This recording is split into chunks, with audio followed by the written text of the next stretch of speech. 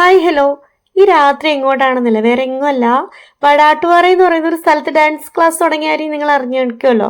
അപ്പോൾ അവിടെ ക്ലാസ് എടുത്തതിന് ശേഷം ഏകദേശം ഞാനൊരു 5 മണി തൊട്ട് 6:30 വരെ ക്ലാസ് എടുത്തത്. അപ്പോൾ ഈ ക്ലാസ് കഴിഞ്ഞ ശേഷം ഇവിടുന്ന് ബസ് സൗകര്യമൊന്നുമില്ല. ഏകദേശം ഞങ്ങളുടെ വീട്ടിലേക്ക് ഒരു 12-13 കിലോമീറ്റർ ഉണ്ട്.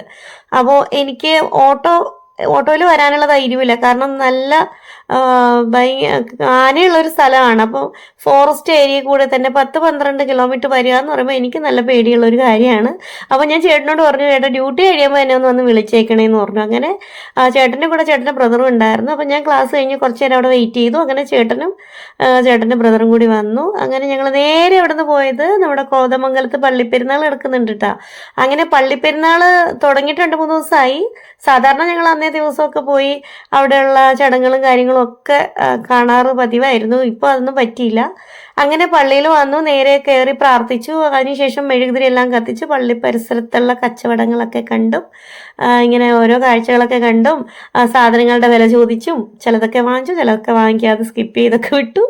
അങ്ങനെ അവിടെ നിന്ന് ഫോട്ടോ ഒക്കെ എടുത്തതിന് ശേഷം ഒരബദ്ധം പറ്റിയിട്ടോ, എൻ്റെ കയ്യിൽ നിന്ന് താക്കോൽ നഷ്ടപ്പെട്ടു. ഞങ്ങളുടെ വീടിൻ്റെ മെയിൻ ഡോറിൻ്റെ താക്കോലായിരുന്നു.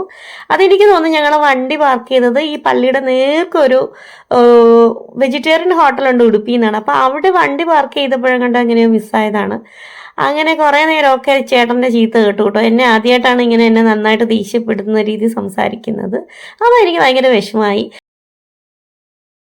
ആദ്യമായിട്ടാണ് ഇങ്ങനെ ഒരു കാര്യത്തിന് നല്ല ചീത്ത കേൾക്കുന്നത്.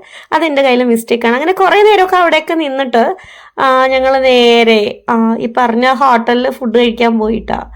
അങ്ങനെ ഫുഡ് കഴിച്ചു. അവിടുന്ന് നേരെ വീട്ടിലേക്ക് പോവാണ്. അപ്പോൾ എനിക്ക് ഭയങ്കര വിഷമമായിട്ട് ഇങ്ങനെ നടക്കുകയാണ്. ദൈവം ഇതെവിടെ പോയിന്ന്. സംഭവം കിട്ടിയിട്ടാ. സംഭവം ഈ ഹോട്ടലിൽ തന്നെ, ഈ കോമ്പൗണ്ടിൽ തന്നെ കിടന്ന് കിട്ടി. എന്നാലും ഈ വീഡിയോ ഒന്ന് ഇടട്ടേക്കാന്ന് കരുതിട്ടോ. അപ്പോൾ എല്ലാവർക്കും ഗുഡ് നൈറ്റ്, ബൈ.